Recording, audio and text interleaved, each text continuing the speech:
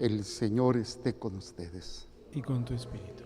Proclamación de la buena nueva de nuestro Señor Jesucristo, según San Mateo.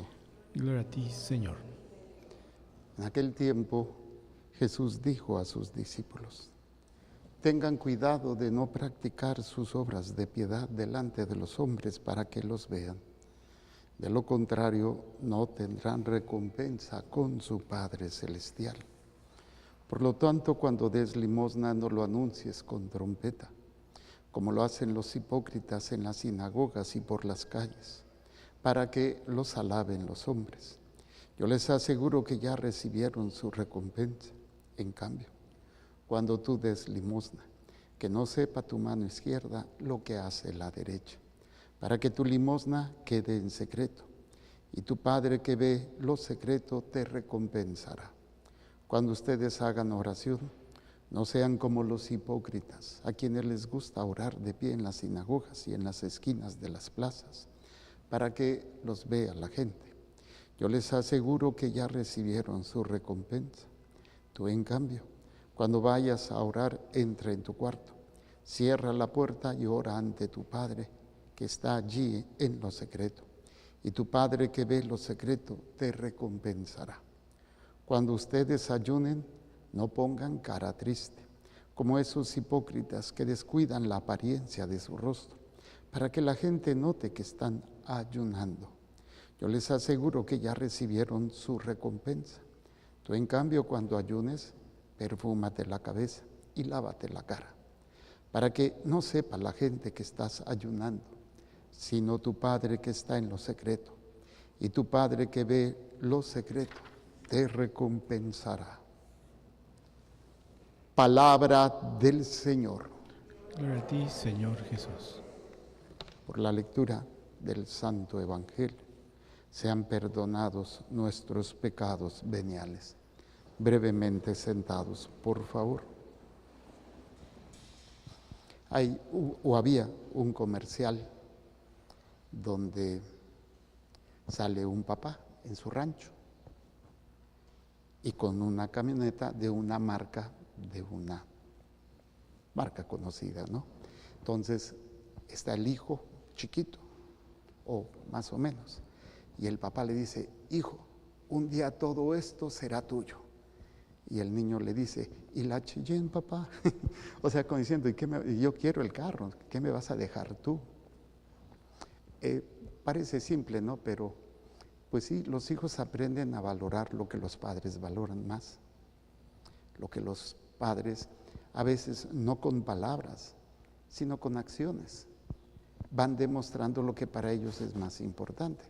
Por eso, un alcohólico probablemente, no siempre, va a generar que sus hijos sean alcohólicos, porque ven que el padre se refugia en eso, o es lo más importante, y cuando los hijos tienen problemas, pues van a recurrir al mismo patrón de conducta.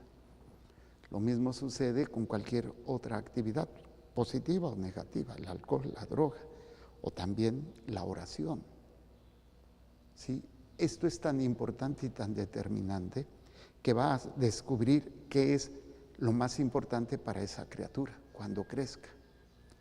Y algo que a mí me gusta mucho fomentar es que cuando va a salir alguien de la casa, se bendigan mutuamente, donde los padres, si va a salir el hijo o si sale el papá, se bendicen y hacen la bendición, los padres a los hijos y los hijos a los padres. Esto es muy hermoso, porque de alguna manera, pues aparte que se están bendiciendo, se están protegiendo, le están diciendo a los hijos que es importante a la hora de hacer cualquier cosa, la bendición que se hacen, o cuando se van a bendecir los alimentos antes de comer, o que se hace después de comer, o tener la prioridad para ir a misa los domingos como lo más importante. Lo ideal sería que eso fuese la herencia que dejamos a los hijos, pero no siempre sucede así, porque aunque podemos hacer todo esto, tal vez no lo transmitimos como una prioridad, no lo transmitimos como lo más importante, simplemente como un hábito, pero que no trasciende, que no nos sostiene, que no nos da fuerza, que no nos dirige nuestra vida. ¿Qué es lo que pasa con muchos católicos? Van a misa, pero no se nota.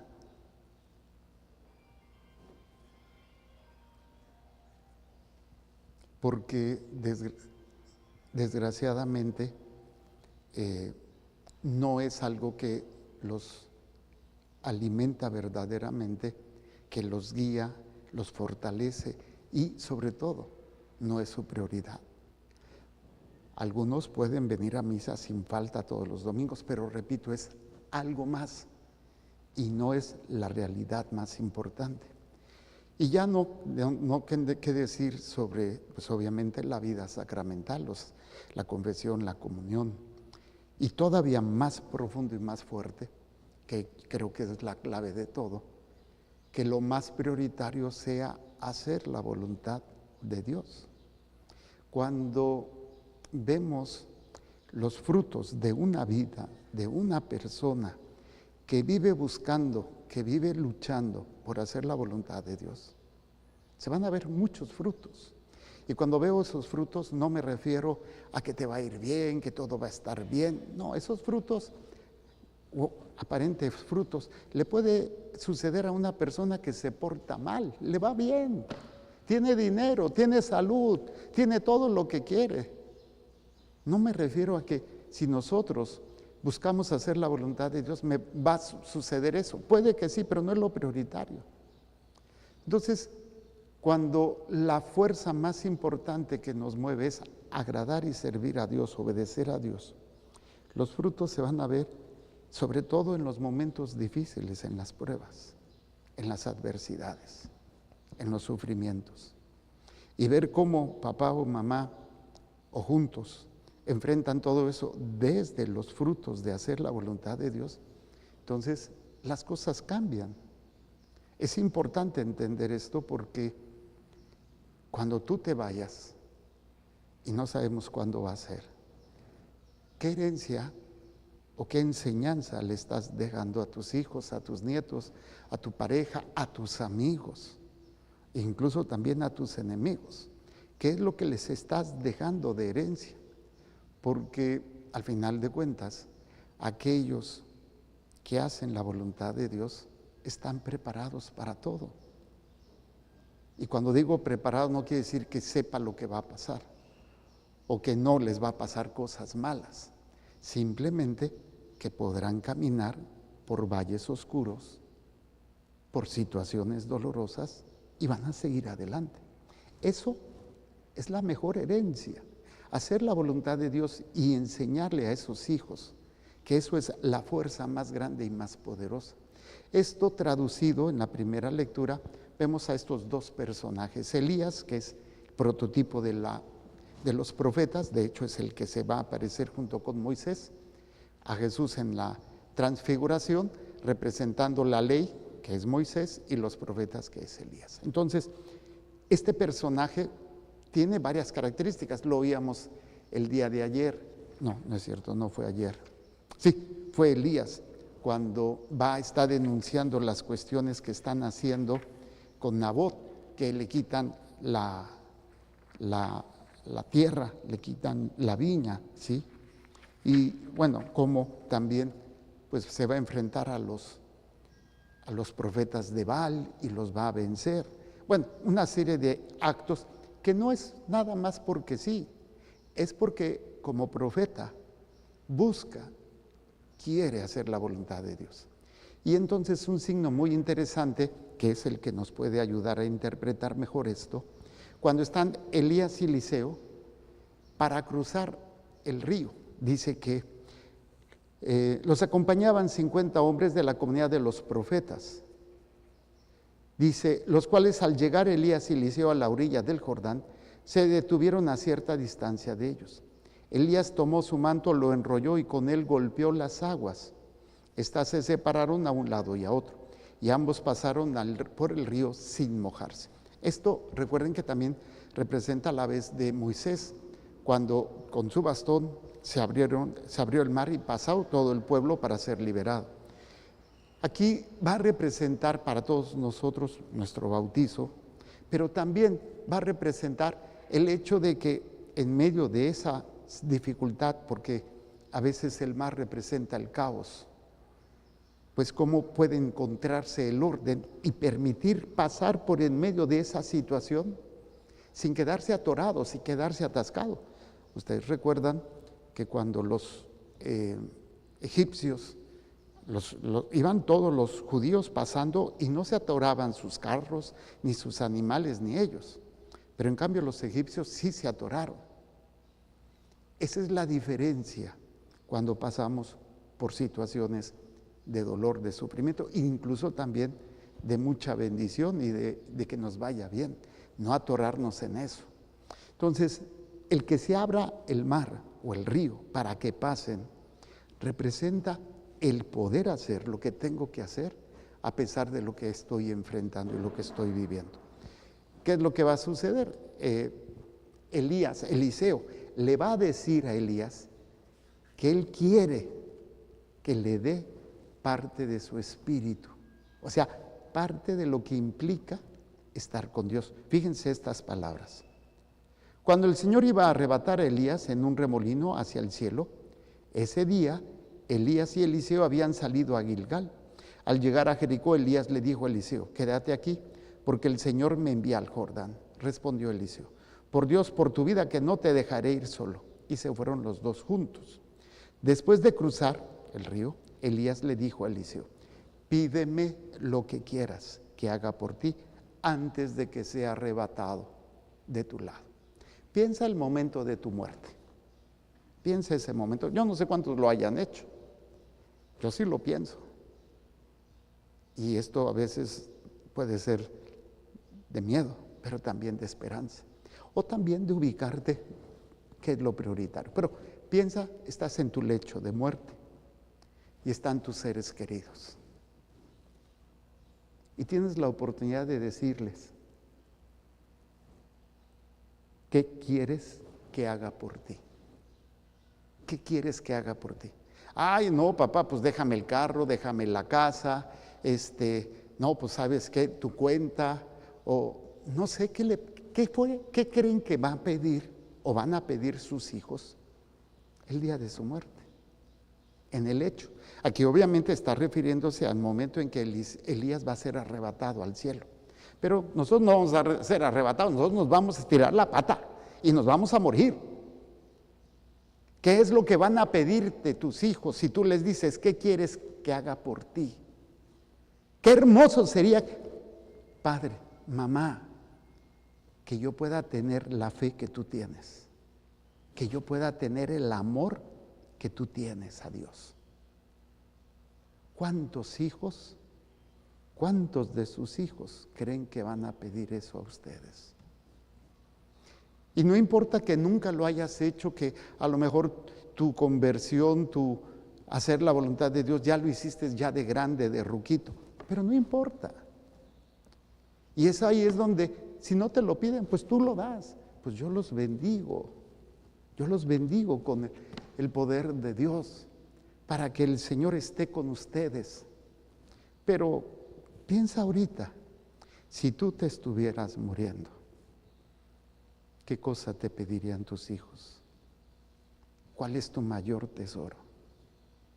O tu pareja, si no tienes hijos, tu esposo, tu esposa, o tus hermanos, o tus padres, o tus sobrinos, tus mejores amigos, quien quieras. ¿Qué es lo que te pedirían? Obviamente tu mayor tesoro. Obviamente lo que para ellos ven que ha sido lo más importante para ti. No porque lo digas tú de palabra, sino porque lo demostraste con tu vida, que es poder caminar en medio de las pruebas, en medio de los dolores, con la fuerza de Dios. Y es cuando se queda uno pensando: ups, creo que me falta mucho. Porque cruzan y viene la escena donde Elías va a ser arrebatado. Y fíjense qué interesante. Pídeme lo que quieras que haga por ti antes de que sea arrebatado de tu lado. Respondió Eliseo. Que sea el heredero principal de tu espíritu.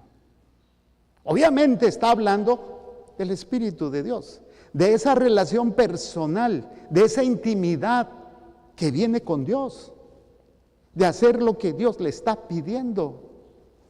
Qué importante es. Y también esto va, por ejemplo, para nosotros como sacerdotes. ¿Qué estamos transmitiendo a ustedes? ¿Qué es lo más prioritario? ¿Sacar lana?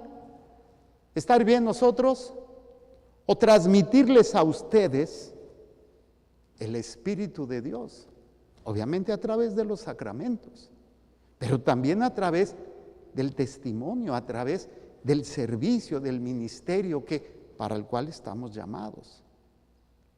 Y esto va para todos, no solamente para los sacerdotes, ¿no? Los esposos, entre ellos, con los hijos, los hermanos, los hijos con los padres. Pero a mí me pone mucho a pensar, si es que alguien estará en momento de mi muerte, ¿qué es lo que me pudieran pedir a mí? Y si yo no he transmitido bien, pues entonces, si no he cumplido lo que Dios me ha pedido, ay, ay, ay, qué duro. Una vida que no sirvió para nada, que no valió. No por el hecho de que no sea valiosa, sino porque yo no supe dar esos frutos. No supe transmitir, no supe enseñar. No fui instrumento de Dios para ustedes. Es importante esto, por favor, porque puede cambiar completamente la vida de su familia. Entonces dice, pídeme lo que quieras que haga por ti antes de que sea arrebatado de tu lado. Respondió Eliseo, que sea el heredero principal de tu espíritu. Le dijo Elías, es difícil lo que pides, pero si alcanzas a verme cuando sea arrebatado de tu lado, lo tendrás, si no, no lo obtendrás. Obviamente aquí se puede interpretar de muchas maneras. Yo lo voy a hacer de una manera muy práctica, más que nada. El hecho de cómo, recuerdo esta anécdota, un hombre que vivió de una manera disoluta, una manera muy pecadora, abandonó a la familia, los hijos y todo. Él logra convertirse ya grande y en su lecho de muerte manda llamar a sus hijos y les dice, hijos, yo no supe enseñarles cómo vivir, pero al menos ahora quiero enseñarles cómo morir con Dios. Entonces, el mirar tu vida, el mirar tu forma de ser, tu forma de experimentar la vida, lo bueno y lo malo, y en el momento de tu muerte, que tus hijos, tus seres queridos puedan ver esa presencia de Dios en ti, esa fuerza de Dios en tu corazón, en tu alma y en todo lo que haces. Y entonces dice, si alcanzas a verme cuando sea arrebatado de tu lado, lo obtendrás, si no, no lo obtendrás. Siguieron caminando y conversando cuando un carro de fuego con caballos de fuego se interpuso entre ellos.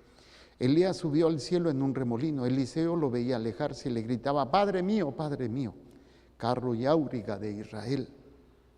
Y ya no lo volvió a ver. Entonces se rasgó las vestiduras, recogió el manto que se le había caído a Elías. Regresó y se detuvo en la orilla del Jordán. Tomó el manto de Elías y golpeó con él las aguas y no se separaron. O sea, aquí hay que entender que no es un amuleto. El manto no es quien hace eso, es la fe en el Dios de Elías. Por eso va a decir Eliseo, ¿en dónde está el Señor, el Dios de Elías? O sea, no es el crucifijo, no es la estampita, por favor, es la fe lo que va a permitir que el poder de Dios se manifieste, la obediencia a Dios. Por eso esta escena es muy importante. ¿Dónde está el Dios de Elías? y vuelve a hacer lo mismo, pero ahora sí se abre. Entonces, cuando tus hijos, tus seres queridos, se enfrenten a una bronca, ¿dónde está el Dios de mi papá y de mi mamá? ¿Dónde está el Dios de mi esposo, de mi esposa? Y si es el Dios dinero, si es el Dios trabajo, si es el Dios materialismo, si es el Dios de lujuria, si es el Dios de lo que sea, pero no es el Dios verdadero, pues eso es lo que ellos van a buscar. Eso es lo que en ellos se van a apoyar cuando tengan esas pruebas, esas dificultades, cuando tengan que pasar por ese mar, por ese río y poder pasar en medio de esas dificultades. Pues no cruzo o no le entro. A veces la misma enfermedad. ¿Cuántos tienen que pasar por ese río de enfermedad? Y que están ahí, en esa enfermedad. Y tienen que batallar y tienen que luchar y tienen que salir adelante de alguna o de otra manera. Entonces, dice, ¿dónde está el Señor, el Dios de Elías? Volvió a golpear las aguas y entonces se separaron a un lado y a otro y pasó Eliseo. ¿Dónde está el Dios que tú estás enseñando? Si es el único Dios verdadero, puedes decir que tu vida valió la pena. No perdiste el tiempo distrayéndote de más en cosas que no lo son. Y pudiste precisamente entender la fuerza. Cuando uno tiene esto, cuando uno vive esta experiencia verdadera en Dios, en esa intimidad y en esa búsqueda de hacer lo que Él nos pide, entonces es cuando entendemos cómo es posible que alguien que haga caridad no le importa lo que digan los demás, ni tampoco que lo vean. Cuando alguien hace oración, no está viendo como a veces se da, ay, es que se me apareció o tengo el don de lenguas. No sirve si todo es para que los demás lo vean. ¿Y saben por qué hacen eso? Porque no tienen al Dios de Elías. Principalmente, obviamente, me estoy refiriendo al Dios verdadero, a Jesús, al Padre y al Espíritu Santo. Entonces, cuando un católico necesita la atención de los demás, es porque no tenemos todavía al Dios verdadero. Aunque vayamos a misa, nos demos golpes de pecho o participemos en todas las actividades de la parroquia, pero no tengo el Dios verdadero. Entonces, si no quieren verlo en la oración, como dice aquí, ¿no? Cuando las obras de misericordia, que todo el mundo lo vea. Cuando des limosna, no lo anuncies con trompeta, porque tu Padre que ve en lo secreto te lo recompensará. Cuando hagas oración, cuando hagas ayuno. O sea, cuando hagas cualquier cosa, cuando hagas cualquier servicio, es que a mí nadie me hace caso, es que yo ya lo hice, es que mi esposo no entiende, no valora lo que yo estoy haciendo. Claro que duele. Y es gacho, como diría mi mamá, gacho garnacho, que no te valoren lo que tú estás haciendo. Es más, parece que lo hacen a propósito, como que si tú fueras invisible. Estoy hablando, por ejemplo, de las mamás. Hay un video que vi hace mucho de una protestante, una mujer protestante, pero se me hizo muy interesante. Está en una conferencia ella, entra y diciendo, pues llegó un momento en mi casa en donde yo les decía, apaguen la televisión. Y no me hacían caso. Luego recojan, no me hacían caso. Y después de varios ejemplos dice, descubrí algo, soy invisible, nadie me pela, nadie me hace caso. Por más que digo, por más que hago, no me ven, soy invisible.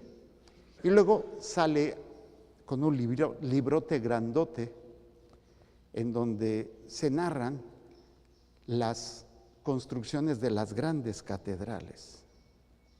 Y en pocas grandes catedrales salen los nombres de los constructores. No se sabe quién fue, pero está la catedral. Quien sí sabe es Dios. Es cuando entonces entiendes que tú estás construyendo algo que nadie a lo mejor va a ver. Si lo ven, bueno, si no lo ven, tú estás construyendo algo maravilloso, la voluntad de Dios, el reino de Dios en tu familia, sirviendo, amando. ¿Puede apagar su celular, por favor? Ya es la segunda vez. Ay, Dios mío. Bueno, ya hasta se me fue. ¿Qué estaba?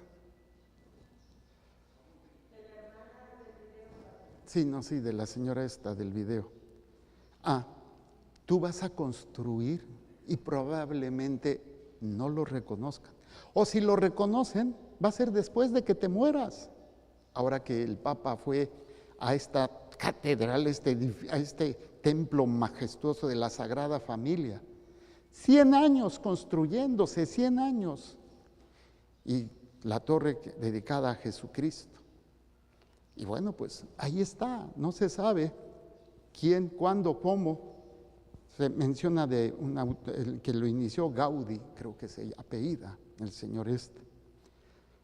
Pero al final de cuentas, pues él no le tocó ver la obra. Y 100 años y todavía está en ese proceso. Pero están las bases. Tú vas a construir las bases, pero tienes que empezar por hacer lo que haces, hacerlo por Dios. Así como la oración, como la caridad, como el sacrificio, el ayuno, lo que vamos haciendo, no solamente es eso, que es fundamental en la vida espiritual, la oración, el ayuno, la caridad, el ofrecimiento, todo lo que vayamos viviendo, todo lo que vayamos experimentando, hay que hacerlo construyendo esa catedral que es la santidad de nuestra familia y la nuestra. Obviamente quien lo hace es Dios, pero yo construyo para Él. Yo hago su voluntad, porque el día de mañana esos hijos o esos familiares van a construir o van a continuar la construcción de esas catedrales en sus propios hijos, tus nietos, bisnietos, y así se va a ir dando. Por eso quiero terminar con esa pregunta. Cuando llegue el momento de tu partida y tú le dijeras a tus hijos, ¿qué quieres que haga por ti? ¿Qué quieres que te herede? ¿Qué crees que te van a pedir?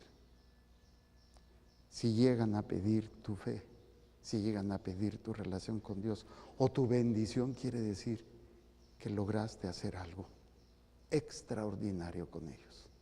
Y si no lo hicieron, pues al menos se empieza desde ahora.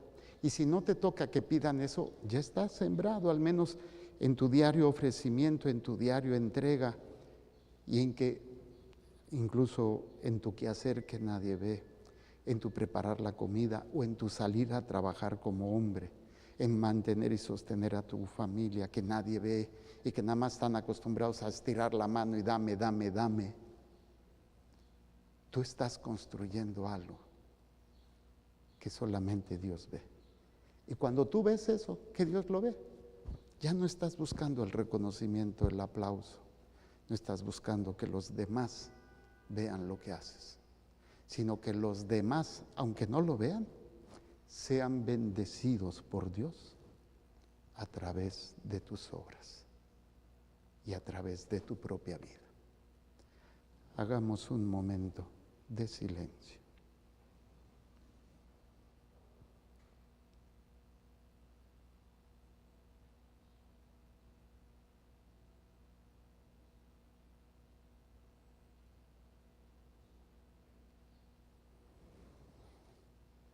Padre, te presento lo que hay.